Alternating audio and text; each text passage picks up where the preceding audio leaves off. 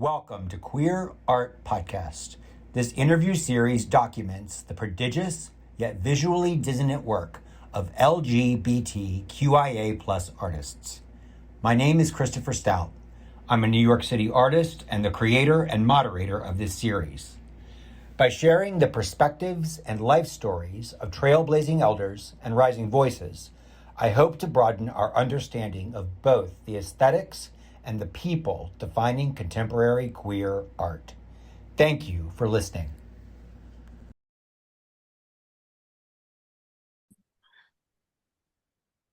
Welcome to Season 1, Episode 4 of Queer Art Podcast, and I'm thrilled to be joined today with artist Meryl Meisler. Welcome. Thank you, Christopher Stout. I'm very honored to be here with you and your listeners. Wonderful. Let's dive right in, please. So, in addition to the title of artist, which letters from the LGBTQIA plus acronym would you personally like to claim? I am a lesbian. I am queer. I'm not a gold star lesbian. I have had nice relationships with young men in my youth. Wonderful. Wait, so does that make you a lesbian or bisexual? Well, I think how about this? I'm in a monogamous lesbian relationship for 27 years. That feels clear. Okay. What are your preferred pronouns?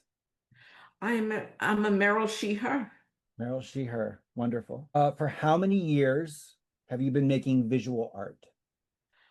I have been actively, probably since I'm a child, since I've been in college when I started taking art classes. Yeah. 1960s. Sorry, same question, but how does it change if I say for how many years have you been making photography? I Is have it the same? serious, okay, my first camera was age 7.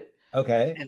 And I am 74, but seriously photographing since 1973. Wonderful. So we'll have to do the math. Very good. Describe the physical aspects of your art in layperson's terms. What types or type of art do you make? What are your specialized processes?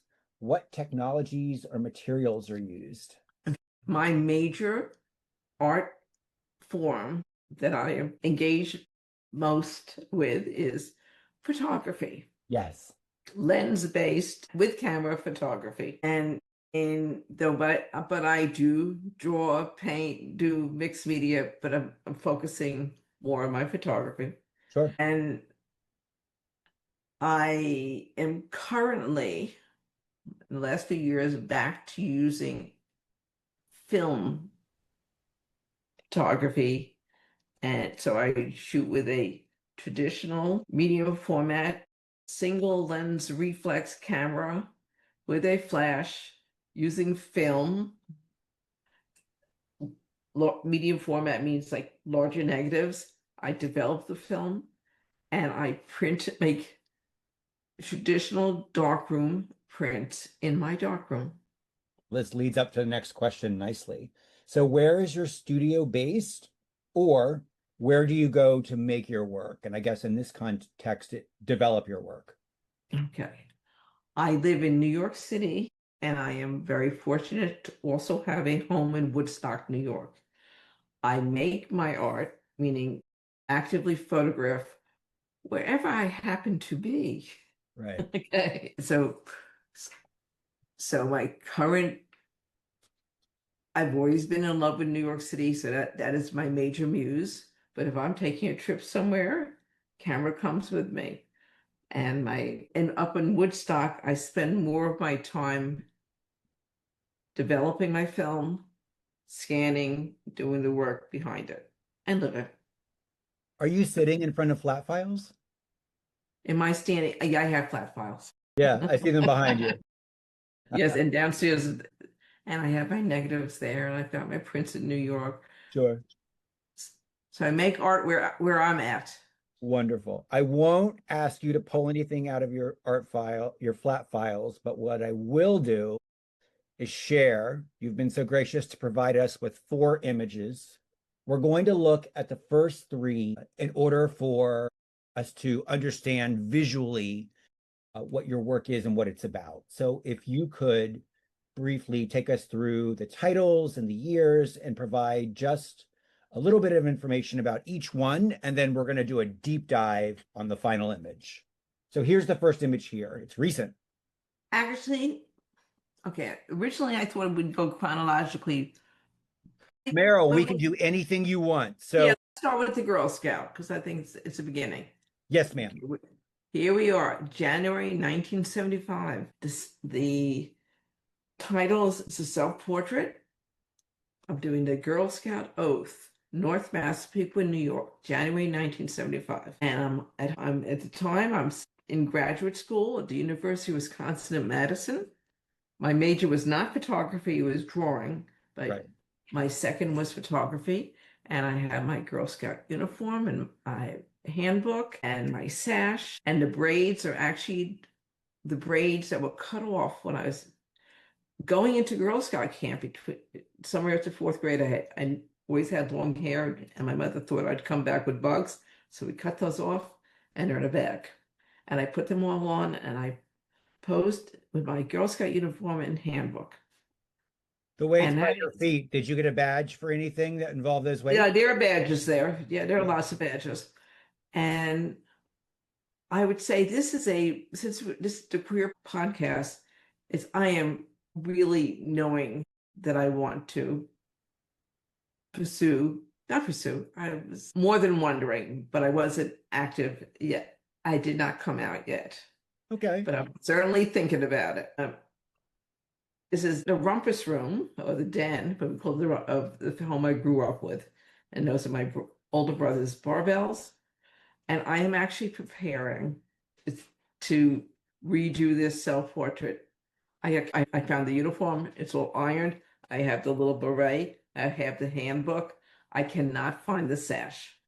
The braids, I know where they are. They're in a bag with jewelry. And so I'm aiming to redo this self-portrait.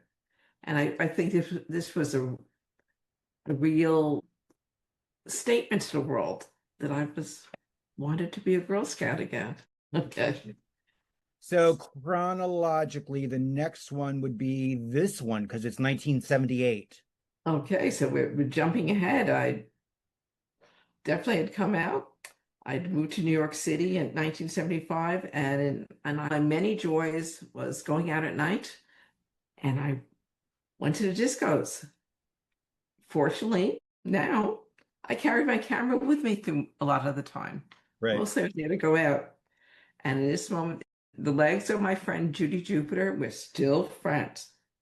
And we're at this wild party at Le Mouche, and these women just got down and there they were.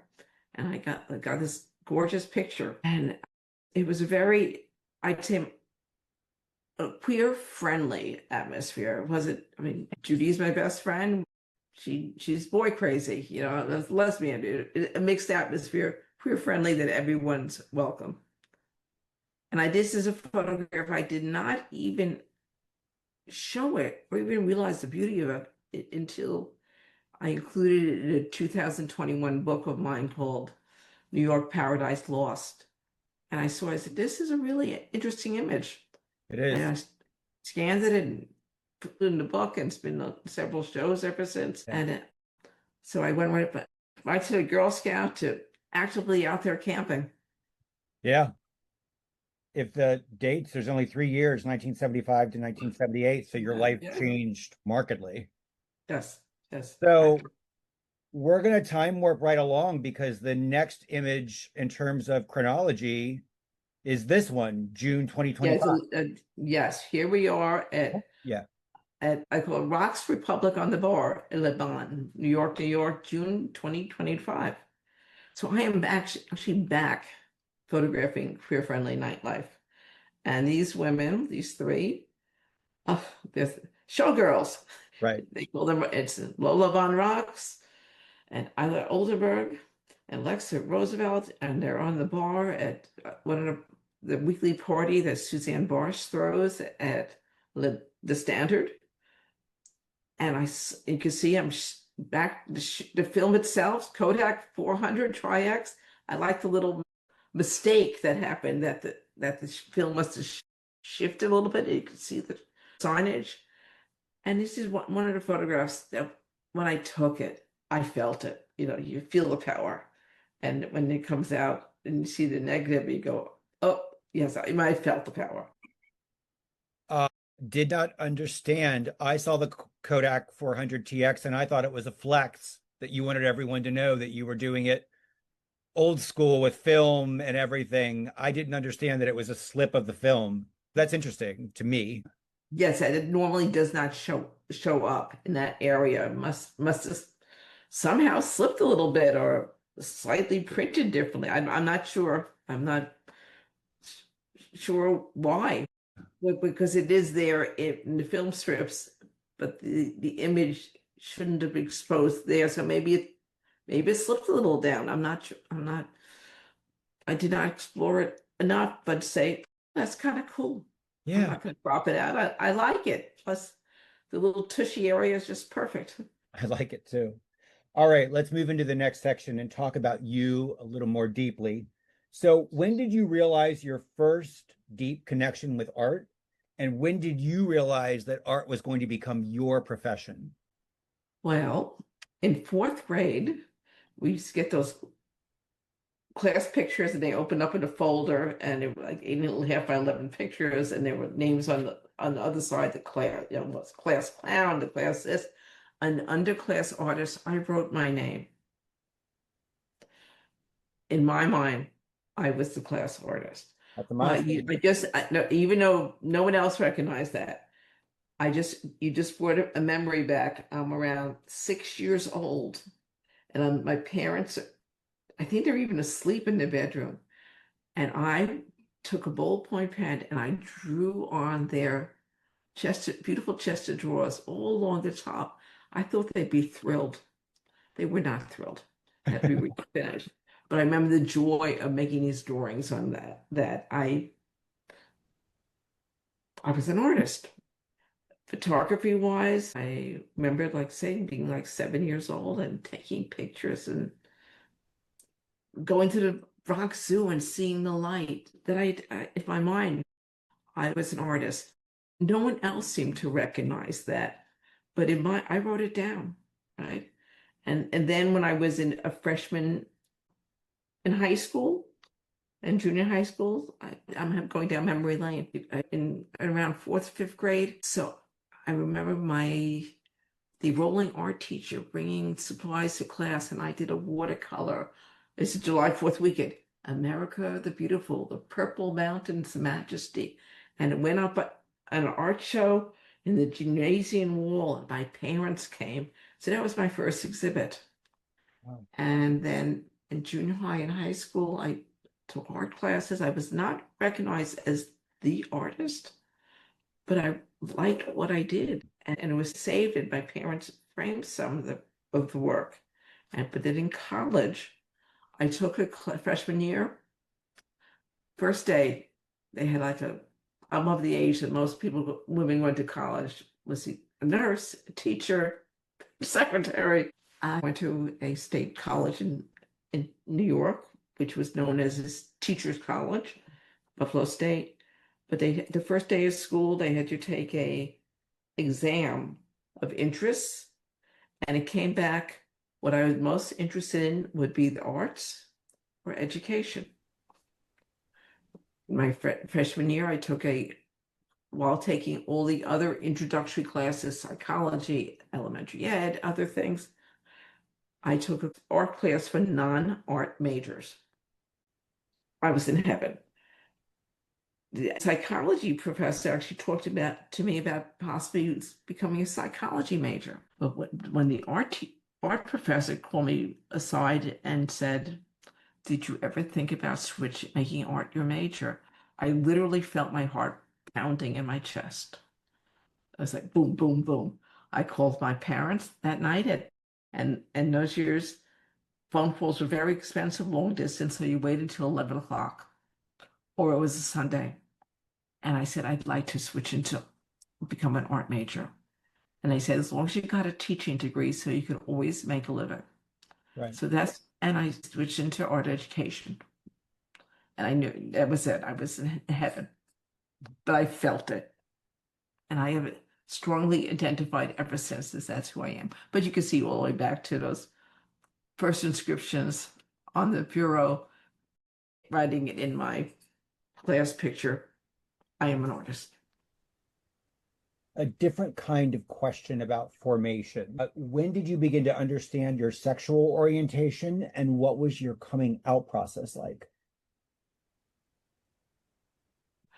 As a child, I always had thoughts. The thoughts. Thought about it, read the word, intrigued. I had thoughts. And in undergraduate, when a boyfriend and I broke up, I had thoughts. I had thoughts. I didn't act on it. In graduate school, my second year, definitely thinking, even going to psychics, wondering. And then I was in a class in the first semester, January through June semester of 1975. Was in a women's studies class at the University of Wisconsin in Madison, and there was another woman in the class, and she became my first girlfriend. And our coming out was April. First guess, April. Who could forget that? April Fool's Day, April 1st, 1975. Wonderful. So let's push these two questions together. Tell us, even if it isn't directly evident, which I think in this case it is, do you see a relationship between the art that you make and your queer identity? I definitely have always felt that I have a queer, quirky eye. In my self-identity, I have a queer eye with a Jewish sense of humor. I think it's undeniably in how I see the world, everything about it. Those influences are so strong. And I say, even as a kid, I remember walking along the streets, walking from a local Jolly Roger amusement park, walking back to our houses with my friends along Hickville Road, and looking at the trees and cracking up laughing. And then my friends say, "What are you laughing about?" I said, "The trees are so funny." They think I have definitely a queer eye, and I always have. What do you hope that viewers are able to better understand about the world from viewing your work? I hope that my art opens people's minds on for the importance of finding happiness and joy and preserving it through good times and bad. And an interest in getting to know people different than yourselves. And I also want to look at my work and admire it for its physical beauty, composition, lighting, this special moment, the beauty of the print. So we've heard a little bit about you. We've heard about the story of your work. Now, with all of that in mind, let's go back to the slideshow. Here's where we've been. Here's where we're going. Here's where we've been. Here's your final image. So share the story of this work. What happened that led you to make it? What does this piece signify about you as an artist? Right. I will also like to throw in that I selected works that were more of a women-loving, women, sapphic, whatever you want, queer, lesbian, whatever side of imagery that you for your podcast. Yeah. Yes. So Yeah. this is again one of those images that when I was there, I felt it. Right. I felt it just like when you look at a person or any sentient being and your eyes really meet, you feel this kind of connection or that split second.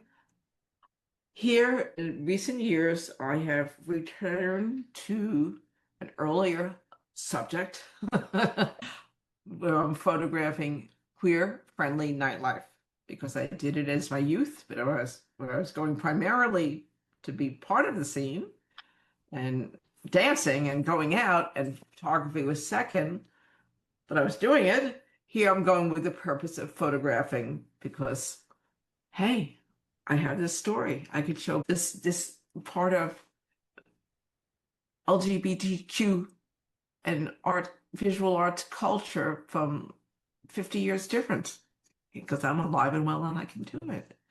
And I find it interesting, which is enough reason. So I am going back in this case. Nowadays, I need to get permission from the clubs or the producers or performers to come in. The photography is more limited. Whereas in my younger days, I just brought a camera. No one ever said anything. So in this case, I'm going to the House of Yes, which knows me and my work from two levels in a way that you know me, Christopher, in that I was a school teacher in Bushwick for 14 years, and probably a very large, important part of my life's work is that I've had these probably the most extensive photography documentation of Bushwick in the 80s and early 90s. And, and to my amazement as well, that the queer-friendly nightlife scene has blown and come out of Bushwick, because it certainly felt very homophobic when I was working there. And so the House of Yes, because of a performer I know, Vivian V, who worked there at Introduction, they understand what I'm doing. Mhm. And I'm always welcome when I want to come to bring my camera and a flash. Because otherwise photography is forbidden unless they are a horary. And I wanted to do this night because there's a group called Futch. I guess it stands for Femme and Butch together. Mhm. And these evenings of Futch parties, oh, they're phenomenal. They're phenomenal. They're wild. And I go and I come back thinking the kids are okay.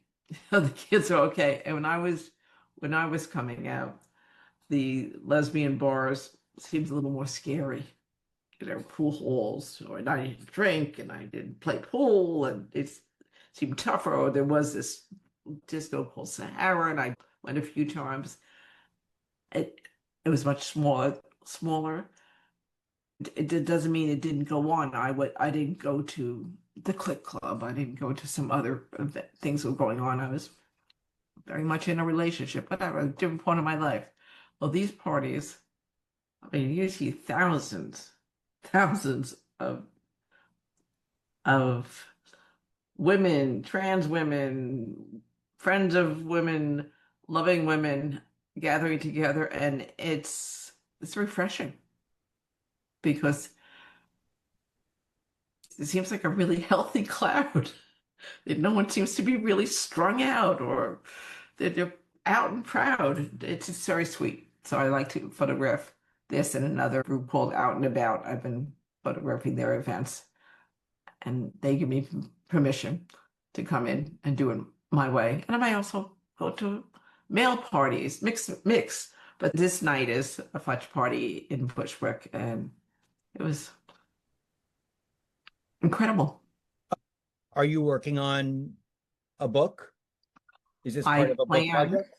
I planned for my next book, which would be my fifth book, to be the title in my head is From Generation to Generation Queer Friendly Nightlife.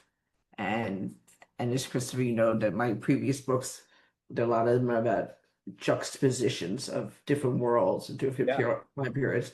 I could see my disco nightlife scene from the 70s, early 80s, and now what's going Yeah. on. Yeah. And I'm purposely shooting with the same kind of camera I used then, because when I look through the same lens, I'm looking for things that seem so they could be the same. They're the same. They're the same, Well, what do I see that's different? Right. And it's also as an artist, how do I challenge myself so it's not just the same? Go focusing more on fashion or different angles. I'm want to challenge myself as an artist as well. But I also give myself a curfew, not staying out till 4 o'clock in the morning. That's great. Let me ask you some of our closing questions, which are a little broader in scope. When I say the words queer art, what does that term mean to you? I mean, I think about that. It can mean art that addresses or speaks about queer lives, queer culture. I think personally, my artwork is very queer. And from my queer perspective, and no matter what subject I'm working on, it tends, there's something about it. There's a queer aesthetic, no Yeah. matter what. No matter what. My perspective would probably have a humorous side to it. And yeah, yes, and it will always be if somebody was curating a show of queer art, it would run a full spectrum of what people are. Because if there's this one connection that you happen to have a queer expanded identity and you're an artist, it's still your artwork's going to be different from each other no matter what, and your lives are different. So it would be one strand in the DNA of the artwork that relates to the other one. Is there an important final thought about art that you'd like to share? I think art gives many people a greater purpose on life and a greater joy of life. Oh, purpose. Purpose. This is their gift, and the gift that it gives to them and it gives to the world. And it's also art preserves history. Right. It's a reflection of human life and other lives of life on this earth. Certainly. Final question, important question. We've had the joy of seeing 4 images of your work and learn a little bit more about them. I suspect that'll make people very curious. Where can people see more of your work? Where can they see your books? Where can they read about you? Where can they reach out to you if it's appropriate? How do people learn more about Meryl Meisler's work? Okay. Well, I do have MerylMeisler.com is there. In New York City, I'm represented everywhere but France and French countries. I'm represented by Clamp Gallery, which is in Chelsea, CLAMP. In France and French-speaking countries, I'm represented by Polka Gallery. I am very approachable through Instagram, through my Gmail, or through my website. I welcome questions. I welcome collaborations.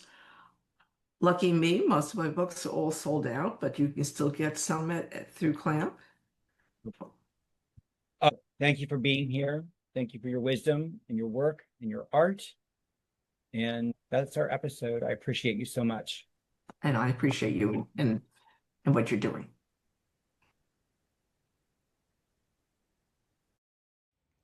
We've reached the conclusion of this episode of Queer Art Podcast. My hope is that our conversation has added a useful layer to your understanding of queer art, and I would appreciate you sharing it with your own creative community. Meryl Meisler's social and web links are listed on the left side of the screen.